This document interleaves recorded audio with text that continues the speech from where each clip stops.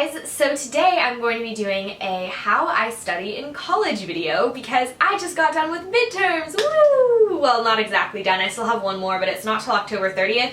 So I just thought I would take a little bit of time to first of all apologize for not being here recently because I have been swamped with work. I joined a sorority and that takes up a ton of time, go figure, and I have all of my schoolwork and stuff going on, so I just wanted to apologize for being a crappy YouTuber the past couple of months, but I am trying to get back into the swing of things, and I thought we would start out with this video because I've actually had some requests to talk about how I study in college because it is a different environment than high school.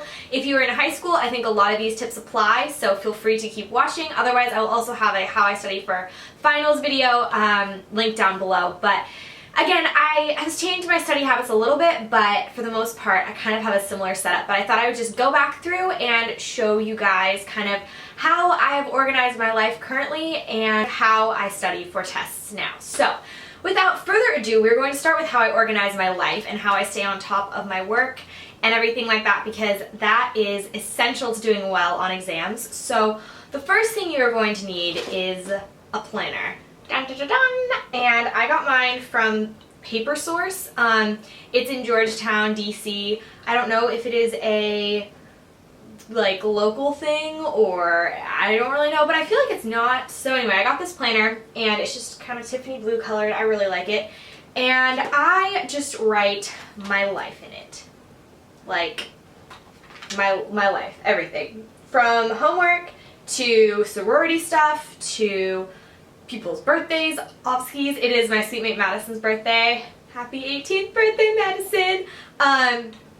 But having a planner is literally essential. I don't know how you made it out of high school without a planner. If you did, I know some people who never used planners in high school, but literally my life would be a mess. The first 2 weeks I was here, I didn't have a planner because I couldn't find one that I liked, and I forgot so many things that I hated it. So I had to-do lists out the wazoo and makeshift planners, but invest in a nice planner. This one was a little bit expensive, but for something that I'm going to use every day, it is totally worth it. So get a planner and find a good way to write down all of your homework assignments. So I like to use colored pens, if you haven't noticed. I color code things. It's not a big deal.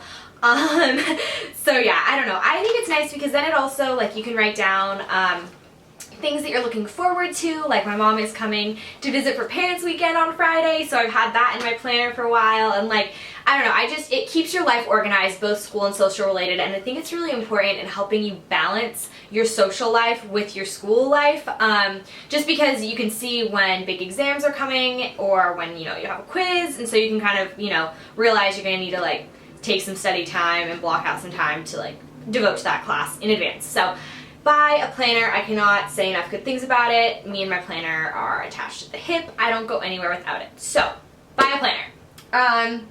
Next is having some way to take notes. So, in high school, I just had a spiral bound notebook like this, and that was fine. I just took notes for each class, and they lived in here. I have kind of done a variation of that now. So, for a lot of my classes, I just take notes in here, and it has 5 sections, which is great because I have 5 classes, but I had kind of realized that this works great for some classes and not so well for others. So for example, my Italian class works perfectly here because it's all just stuff he writes on the board, so you're just copying it down, things like that. And that's really where you're going to get all your information, not in the textbook. But then my economics class, she does a lot of handouts, and so I generally have printed lectures and handouts and things like that. So I realized I couldn't just keep my things here because that wasn't you couldn't just stuff them in the little pouches. So I got a binder for that class, and I'll go into my binders in a minute. And then my political science class is like that, but on steroids. It has not only notes that we're taking in class, but also a lot of reading outside of class. So lots of articles that I'm printing out, things that I'm highlighting, notes that I'm taking based off of those, and so I put together my pride and joy a couple weekends ago because I went into that class just being I'll do the reading, it'll be fine, I'll figure it out, not gonna worry about it too much, and then I realized I was not doing the reading well enough, I wasn't remembering anything, and I had a freak out a couple weeks ago. I went and I talked to the teacher and she was like, yeah, it's important to stay on top of the reading, to take notes.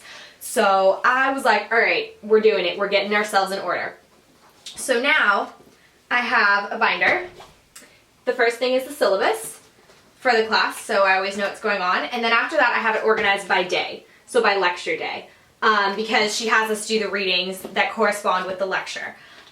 So first I will have my notes from in class, and then I will have any readings and then any notes on the readings following them. So yeah, I have a highlighting system. I highlight what I think is important in yellow, and then I highlight the thesis or what seems to be the main argument in orange.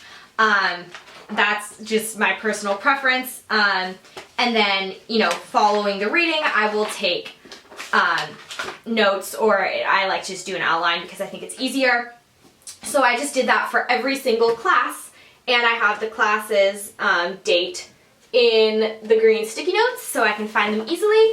And let me just tell you, having this is going to be a lifesaver when I start studying for this, which I need to do this weekend, because that's the test that I have on the 30th. So this was really, really convenient, especially when writing papers as well. I just had a paper due for that class, and it was so nice to be able to look on the syllabus, see what day a reading or something was from, flip to that day in there, go read through my notes on that reading, and then be able to synthesize that and turn it into like part of my argument in my paper. So for classes when you're getting a lot of readings that you know you're going to need to be on top of, an organizational system like this is great, and you need to start early. Don't wait until you're like months behind like I did, because I'm still playing catch up and I should be like already studying the material. So definitely find a system that's going to work for you. This, for me, I'm a very organized person, but this makes it enjoyable to study. I get excited to go in and like add to my little binder. I'm such a nerd, it's kind of appalling, but that is how I organize that. Like literally, the second I made this binder, I was like, I cannot wait to do a video about this. So yeah, I organized the crap out of my political science life, and I love this binder. It's my pride and joy. So get your life in order for your classes, figure out what they're gonna need. Some are gonna be a lot more extensive than others, but just really looking at what you have to stay on top of, and if there's a lot of loose papers floating around, get them somewhere you're going to be able to go back to and look at if you need to reference them. So the last part of my organizational system are my folders, and if you guys remember in high school I had a very similar system.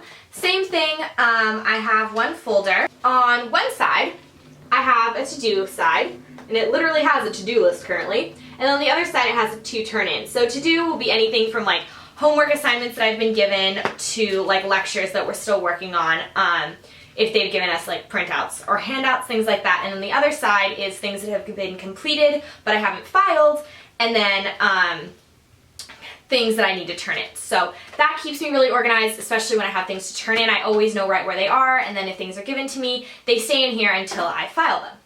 So then I have another folder, and it just has loose leaf paper on one side, and then anything that's been returned as corrected work on the other. So that is another kind of way. Again, I have already shown this in another video, so I don't want to like talk about that for too long. Not that there is much to say. The final piece of my organizational system is my file box, and this I just got at Staples. Everything here basically came from like Staples or CVS or something like that. But my file box is just really simple. I actually bought this mainly because I needed to store receipts because my mother is having me track my purchases. But then I also have files for all of my classes. I actually currently only have 2 in here because not a lot of classes give you work that's been returned, but those that do I put in there, and then old handouts and things like that, if they're not going in a binder like this, then they get filed. So I always know where those are when it comes time to study.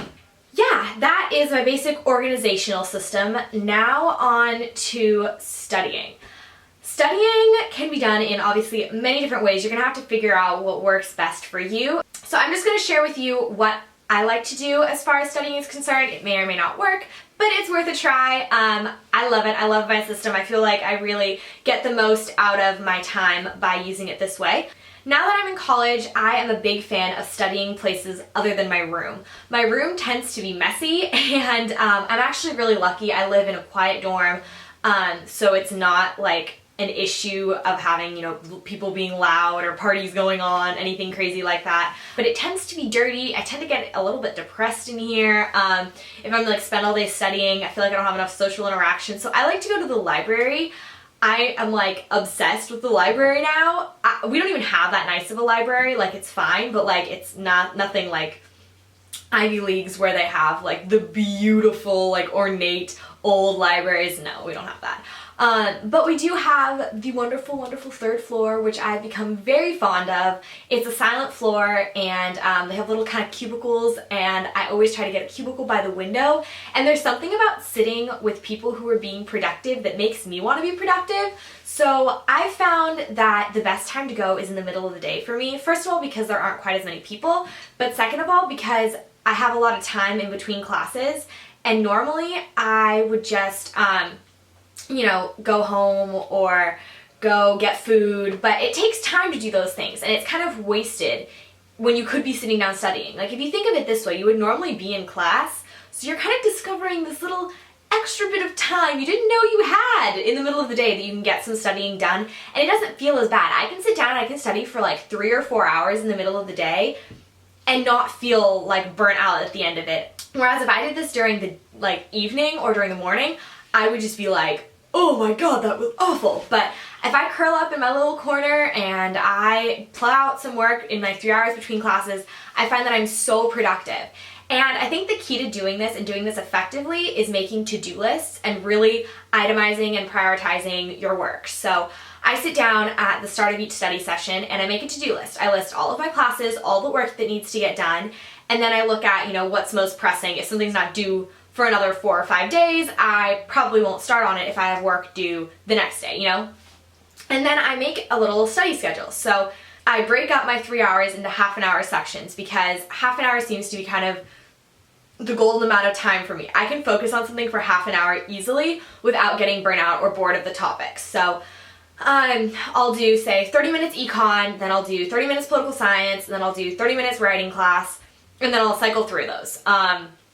Or, you know, I'll do 30 minutes Italian, 30 minutes political science, 30 minutes Italian, 30 minutes political science. Just switching it up depending on how much work you have for each class and just dividing it so that you're not working for like 3 hours on one subject. And, you know, granted there are times right before a test or something like that where I'll sit down and I'll do a big study session for one thing, but on a regular basis I find it a lot more enjoyable to study when I'm breaking it up into smaller sections. So I don't know, I like that. I just set a little timer on my phone and then I just work.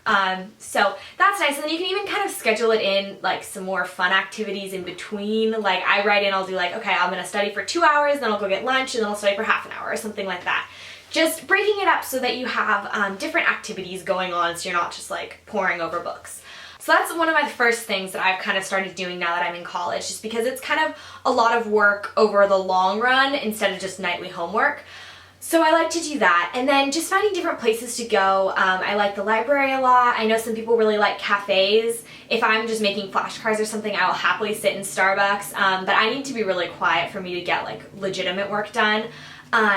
But just explore your campus, talk to people, figure out where the good spots are. I just found out that in the business building there's apparently a really nice study space, so I'm gonna have to go check that out. But now for actual study techniques, I am a flashcard fiend. If you've ever watched my videos, if you've ever watched any one of my study videos, I always talk about this, but I'm seriously like, these are my loves. Like this and my planner are what get me through the day.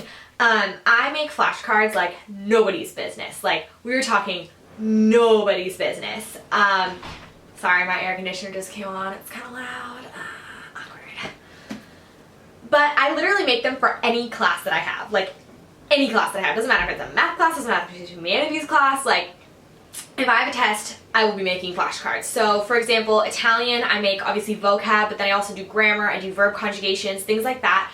And even if I write so much on a card that I can't do it out of memory, what I'll do is I'll sit down and I'll write it out and then check the back of the card to see if I did it right. And in that way, it's a really easy way to kind of simulate the test environment where you're going to be asked to recall knowledge and then write it down. And I just find it really, really helpful. Not to mention, it's great if you're ever on bus rides, if you have time between classes, you can just whip out your flashcards and just sit there and study, because that's what cool kids do. So then when I'm finished with my flashcards, I go ahead and obviously I've rubber banded them, but I label them with what they are, because if you're gonna go study these at the end for the final, which I'm assuming I will, you're going to want to know what they're in reference to, and you're going to want to know that you have all of them so you're not missing things. And this is great because this means you don't have to remake them, because that's time consuming. So for example, I have my econ flashcards. I just had my midterm, but I bound them all up this evening and I labeled them. So we have chapter 1 and 2, chapter 3, and chapter 4. Now I made these each for a quiz, and then it was great because right before the midterm I went ahead and I reviewed all of them and pat myself on the back, got a 94. Not too shabby. So yeah, that works really well for me. I love flashcards. I love flashcards. I love flashcards. A lot of people don't find that helpful. A lot of people can just read the textbook and look at their notes, and that works. They absorb the material. I cannot do that. I need to drill things into my brain, because otherwise on the test I second guess myself or I just don't know the answer. So that is my main go-to study technique. And I make flashcards generally out of key terms when teachers, you know, give you things that have definitions, or just honestly, anything that you think you might want to know and might forget. I write it down on a flashcard, find a way to word it as a question, and then stick it in there. So that's honestly the only way that I really study, is making flashcards and then studying them. So it's pretty simple, it's pretty straightforward, and anyone can do it, so go out and get your flashcards today.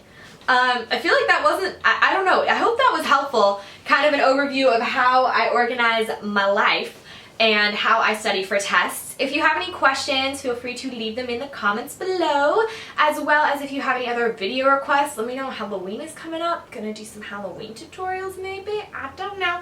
I burned myself with a curling iron.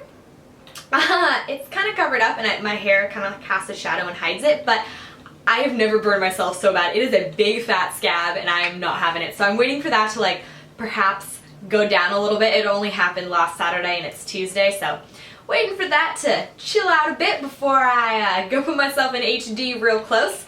Plus I don't want to get like a ton of makeup in it. I've been trying to kind of give it a break. But let me know what tutorials you want to see. Gonna film a fall fashion video, not this weekend, but next weekend hopefully. Yeah, maybe do Vlogmas. Now this is just turning into a ramble. But that being said, comment those stuff, college really is making me smarter. Comment that stuff in the comments below and follow me on all my social media. Yeah, I started tweeting. It's a thing now. I tweet, I do that.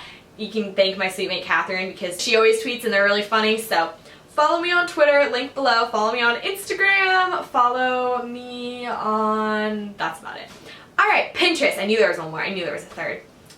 Follow me on Pinterest. I have freaking kick butt Pinterest. Alright, that is it. I hope it was helpful and I will talk to you all later. Bye guys.